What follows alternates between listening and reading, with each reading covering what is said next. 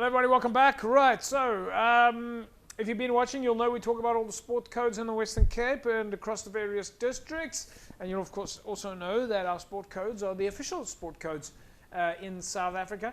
And of course South Africa doing really well competitively with a lot of our codes. One of the codes that, in fact, I think it might even be the first time that's doing well in the Western Cape and has got athletes competing globally and bringing back the medals is canoeing. In studio with me is the chairman of Western Cape Canoeing, Peter van der Merwe. Peter, fantastic to have you in studio. Right, how's it? It's good to be here. Thanks. It's the first time for you here with us? Yes, first time. Well, online once before, but first time. Yes, back that's in right. Yeah, person. yeah. Yes. Now, how's that been for you guys? Have you made a successful shift from the COVID time? Yes, Yeah? yes, it's great. This was the first year. 2021 we had some competition, but this year is the first year that we can get back to proper competition, where with a lot more international competition, our guys can travel, and it's been great. And it's been really great in terms of results as well. The guys have done amazingly well. Was COVID a time for canoeing? Maybe you guys, it was easier for you to come back, because I'm thinking that canoeing is it's an isolated sport. You're at it outside. There's more distance. Yes, we naturally socially distance. If you come in within a paddle length of someone, you're going to be unpopular. So it did have that benefit. But like everyone, we went through a dip, and just in terms of our ability to run competition, the guys could still train to an extent. But there's nothing like proper competition when you're back at it properly. Training is all good and well, but you train for a reason. It's become quite a social sport. I mean, you go down anywhere today, and you look across the beaches, and somebody's paddling somewhere. Yes, and we're blessed in Cape Town. We've got water on pretty much three sides of us: False Bay, Atlantic, and we've got a bunch of very strong clubs out here, and there's a good support network for athletes and for people wanting to get into the sport.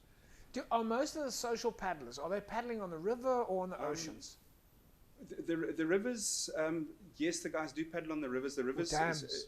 But the rivers in the Western Cape is a winter sport, so it's a bit chilly. We get our rain in the winter, and when we do get our rain, we've struggled with a couple of drought years. As I was saying, ironically, 2020, when we couldn't paddle, was the year the drought broke and the rivers were full. So in the metro, in the Cape Metro, the bulk of the recreational paddlers are probably on the oceans with what we call the surf ski style kayak, a long 6-meter boat, and then the clubs around the peninsula also have training on flat water training for just straight up marathon training. And there are dices every week all over the peninsula. Is that what you call it, a dice? Yeah, dice? haven't heard that word for a while. Sounds like a motor racing term, but okay. Yeah. So the guys, so do most of the paddlers, do they keep their boats or skis? Do they keep it at home, or do they store it somewhere? If you're lucky enough to get a club with boat storage, yes, you have it at your club. That's first prize. Otherwise, you end up like me with a surf ski. Surf skis are pretty long, so it's difficult to find storage, or you've got to keep it at home and drive around with it. Put it on your roof at the start of summer and drive around and pack it away in winter again. But the guys generally try to keep their boats at. How are we doing as Western Cape athletes? I mean, we haven't focused on this, but the news that has come through to us is that our Western Cape athletes have been particularly successful at a world level. Yes, no, very much so. Before we start Western Cape, I must also just mention it's like South African athletes in general have done very well. Yeah. We've been our Western Cape athletes have also done extremely well. We started with World Marathon Champs, which is a flat water discipline. That was at Ponta de Lima in Portugal in October. And we had, in the under 23 categories, Hamish Lovemore from KZN, who took a gold medal there. And in third place was Uli Hart from the Western Cape, under 23, and took the bronze. That's at the elite level of the sport. Yeah. I mean, that's the best one. That's the top level. Absolutely. Yeah. And then in the K1 senior men, the top of the tops was also South African paddler Andy Burkett, who's now paddling out of the Eastern Cape. So the guys had a really good showing over there. Our ladies were also there. They weren't as fortunate, but but they flew the flag. And then a week later, also in Portugal, we had the World ICF World Open Ocean Racing surf ski World Champs, where Western Cape did really well. Kenneth Rice from Peninsula Canoe Club out in the deep south is now world champ for senior men. Uli Hartz raced in the senior men's category. He got a 6th overall and first in the under 23, so 2 golds there. And South Africans just packed out the top 10s everywhere and filled the podium. So I mean, that's quite incredible. It's a sort of like a bit of a hidden secret. I mean, we've got world champions here coming out of Cape Town, coming out of the Western Cape, going overseas. It's just unbelievable. I mean, you guys. Yeah, and this, when was it? So we had the Perth Doctor at the end of October, end of November. Sorry, I can't quite remember the date, but there we had Western Cape and Cape Town in particular just stacked out the men's podium, 1st, 2nd, and 3rd. So the guys have done amazingly well there. How much training do these guys have to do? Lots. It's twice a day, morning and evening, with gym work and road running and whatever. There's cross training involved. So the guys at the top, like any sport, it's a lot of dedication, hours and hours and hours of training. It's sometimes seeing the guys recreationally on the water, it looks like you're sitting just swinging your arms about and having a bit of fun, which you can do, but you don't get to that level just playing. So the likes of Uli Hart or Kenneth Rice, do these guys have sponsorship? I mean, is it as tough as every other sport? It's as tough as every other sport. The top guys generally do find sponsorships, but to get overseas, it's pretty much all self-funded.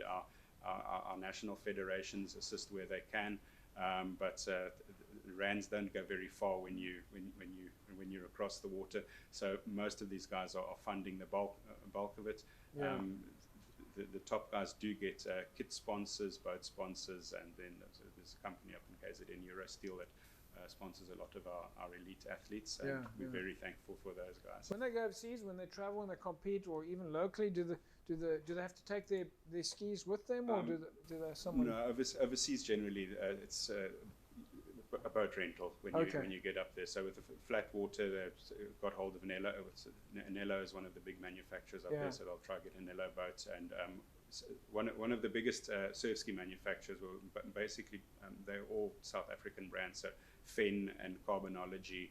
When you go overseas, you see them all over the place, but they're South African companies, and they get their agents to look after our athletes. Probably participants. Probably they sponsors. They know somebody in the canoeing space. Tell me a little bit. We've got about 2 minutes left. If there's people out there, I mean, obviously as an aspirational point of view, Western Cape Canoeing's doing fantastic. We know that you've got organized structures. We know that you've got athletes and coaches that are clearly able to compete. I mean, at a global level. So if there's people watching and people are seeing the boats on the ocean, they're thinking, well, I'd like to get involved. I'd like to get involved in the structure. I'm a pretty good paddler and I want to compete. How do people get involved? The best way is to find a club that's nearby you, and I can suggest you go to the Western Cape Canoe Union's website and go look for a club that's situated near you. It's a sport that one requires water nearby, so you've got to find somewhere nearby with a water body, but it's the website is www.wccanoeunion.co.za. Go there, have a look, and find a club, and clubs are always happy to get new paddlers in. There's a couple of coaches that will introduce you. Can you maybe go to a club and rent a boat, or the clubs generally have boats available for people to try out, and their coaches at various clubs across the peninsula. They're guys who also do it as a business. It's the Mocker brothers, both former world champions, who run a surf ski school out in Fishhook. And Derek Mocker. And it's David and David. Okay. And that's a great way to get into the sport. Go and have a really experienced guy show you the ropes as much as he can, and then it's the old adage: is time in the seat. There's no shortcut. Yeah, former champions. Former champions. Peter, it's been great having you on the show. as I said to you, you guys have a permanent seat to promote canoeing, and we're looking forward to following and tracking the stories. Maybe see if how our athletes keep doing so well, and we've got just to mention, I forgot to mention, but it's quite important. We've got the Cape Point Challenge, which is a race that started in 1980. That's running on the 17th or 18th. We've got a reserve day of December, so just round the corner. It's got a stacked field. We will have some visiting internationals. All our world champs will be there. And so this is the Cape Point Challenge? Yeah, that's 50 Ks ocean racing round. We start out at Witstrand near Scarborough, and around the Cape Point and back into Fischhoek, into False Bay, and finish at Fischhoek. And it's an amazing race. It's one of that, along with the Freedom Paddle around Robben Island, are two iconic. It's one of those incredible events where you're standing on the beach and you start looking to see, when you see the small little speck of a paddle across the horizon, and the fans are shouting, "I can see them." Yeah, and then you try and identify who it is from way out. But it's not as it's reasonably spectator friendly, because especially on the False Bay side, one can get out on the road at the viewing points with a pair of binoculars and keep an eye on them. All the way to Simonstown, there's the Fisher catwalk. You can stand there. Yeah, Peter, it's great having you in studio. We're looking forward to that. And then 17th and 18th of December, I'm sure the beaches are going to be packed, and the Cape Point Challenge and international competitors coming down. Good luck. Yeah, cool. Thank you very much. Thanks for having us. Here we go. Cheers. Folks, Peter van der Merwe, chairman of the Western Cape Canoeing, WC Canoeing Union, is that right? .co.za. You can find them Facebook page. The website. Website and Facebook. Yeah. wccanoeunion.co.za. But look for us on Facebook. It's probably easier. Easiest to. Well, thanks, Peter. Right, folks. Fantastic stuff. Remember now, if you want to get involved, whether you're a social paddler or maybe just want to find a club near you, get into canoeing. www.westernCapeCanoeUnion.co.za. Get involved. But wow, fantastic to see how well our Western Cape athletes are doing. Of course, looking forward to see who's going to take the next medal. Certainly in our midst, some world champions. Folks, that's a wrap from us. We'll see you again next week, same time, same place. A fantastic sporting weekend. Bye-bye.